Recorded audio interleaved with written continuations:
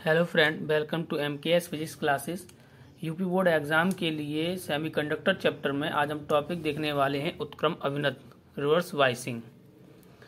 अब इसमें क्या होता है, जो हमारा PN संद्र डायोड बनता है, अगर हम P क्रिस्टल को बाया बैटरी के नेगेटिव टर्मिनल से कनेक्ट कर दें और N क्रिस्टल को बाया बैटरी के पॉजिटिव टर्मिनल से कनेक्ट कर दें तो ये युक्ति हमारी उत्क्रम अभिनत कहलाती है। अब इसमें देखो, जब P क्षेत्र को बाया बैटरी के रेड टर्मिनल से तथा N क्षेत्र को पॉजिटिव टर्मिनल से जोड़ देते हैं तो इस प्रकार का संयोजन उत्क्रम अभिनत कहलाता है। इस संयोजन में आवेश वाहक होल और इलेक्ट्रॉन बैटरी के टर्मिनल द्वारा प्रकर्षित हो जाते हैं। अब इसमें देखो, P क्रिस्टल में क्या होंगे, कोटर, और N क्रिस्टल में क्या होंगे, इलेक्ट्रॉन। ये नेगेटिव है, ये पॉजिटिव है, ये नेगेटिव और ये पॉजिटिव। तो होल क्या होंगे, नेगेटिव से अट्रैक्ट होंगे, इलेक्ट्रॉन क्या होंगे, पॉजिटिव प्लेट से अट्रैक्ट होंगे। तो कहने का मतलब इलेक्ट्रॉन इधर भागेगा, कोटर इधर भागेगा। तो ये जो अक्षय परत है इसकी मोटाई बढ़ती चली जाएगी। क्या होगी, बढ़ती चली जाएगी, जिससे संध में धारा का प्रवाह लगभग बंद सा हो जाता है। जब कोटर और इलेक्ट्रॉन एक दूसरे से दूर भाग रहे हैं तो धारा का प्रवाह बिल्कुल नहीं होगा, लेकिन विक्षोभ के कारण संध के आर पार अल्पसंख्यक आवेश वाहक जाते रहते हैं, जिससे संध में दुर्बल धारा बहने लगती है, जिसे उत्क्रम धारा कहते हैं। इसमें क्या होता है, अब देखो ये P है, अब P में जो है अल्पसंख्यक इलेक्ट्रॉन होंगे और इसमें अल्पसंख्यक क्या होंगे, कोटर। तो क्या होगा, कोटर इधर जाने लगेंगे और इलेक्ट्रॉन इधर जाने लगेंगे।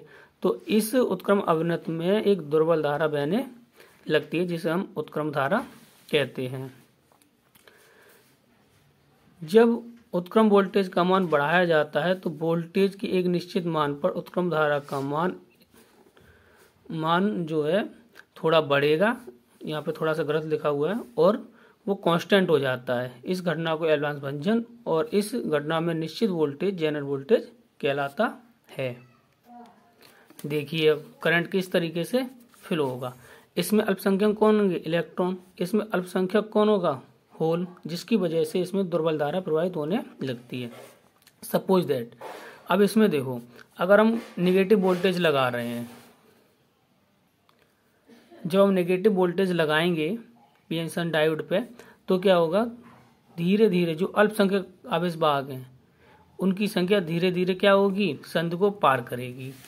ठीक है, जैसे वोल्टेज हमने पहले लगा दिया -1 वोल्ट, तो क्या होगा, इसमें जो है दो इलेक्ट्रॉन इधर निकल गए, इसके 2 होल्स इधर हो गए, तो करंट आपको मिलेगी, बहुत कम मात्रा में मिलेगी।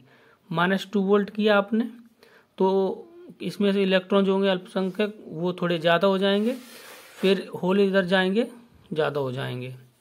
अब एक वोल्टेज पर जाकर के, क्योंकि इसमें तो निश्चित है ना अल्पसंख्यक आवेश वाहक, तो जब निश्चित हैं तो अब जो है हमने 3 वोल्ट लगाया, तो जितने भी अल्पसंख्यक इसमें आवेश वाहक इलेक्ट्रॉन थे और इसमें अल्पसंख्यक आवेश वाहक कोटर थे, वो अब पूरे ही एक दूसरे की ओर जाने लगे। यहाँ से इलेक्ट्रॉन इधर और होल कोटर इधर से इधर। तो अब आप वोल्टेज कितना ही बढ़ाते जाइए, क्योंकि जितने अल्प आवेश वाहक थे वो एक दूसरे को ट्रांसफर हो गए, तो वोल्टेज का उस पर कोई भी फर्क नहीं पड़ेगा। तो क्या होता है, यहाँ से हमने वोल्टेज को बढ़ाया, उत्क्रम वोल्टेज को, धीरे धीरे करंट जो है हमारा इंक्रीज हुआ, और यहाँ पर आकर के जब इससे ज़्यादा हम वोल्टेज इंक्रीज करते हैं तो अब अल्पसंख्यक आवेश वाहक तो ट्रांसफर हो ही गए सारे। अब वोल्टेज चाहे कितना भी इंक्रीज करते जाइए उत्क्रमक वोल्टेज, तो करंट आपकी तो उतनी ही रहेगी। तो इस कंडीशन में क्या होता है, करंट कांस्टेंट रहती है, और इसको ही हम बोलते हैं सैचुरेशन करंट, संतप्त धारा। Thank you friend.